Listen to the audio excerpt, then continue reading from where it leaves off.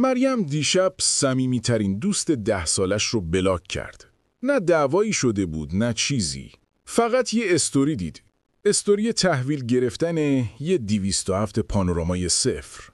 مریم گوشی رو پرت کرد رو مبل و با یه صدای لرزون به خواهرش گفت دیگه نمیتونم، دارم بالا میارم از این زندگی.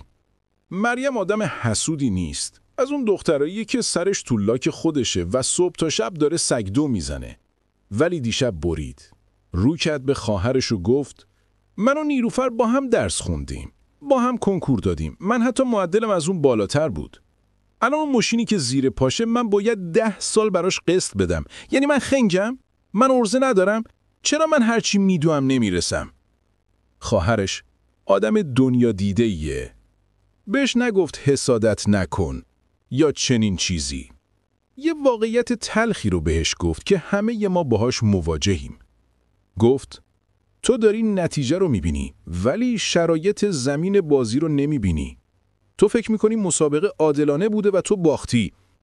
ولی به این فکر نمیکنی که تو داشتی توی سربالایی با یه کوله پشتی پر از سنگ مثل قسط، اجاره خونه، حمایت نکردن بابا میدویدی، در حالی که اون داشت توی سرازیری با اسکی میرفت. مریم ساکت شد.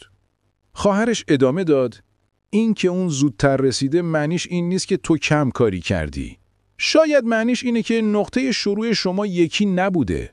تو داری خودت رو بابت چیزی سرزنش میکنی که اصلاً دست تو نبوده.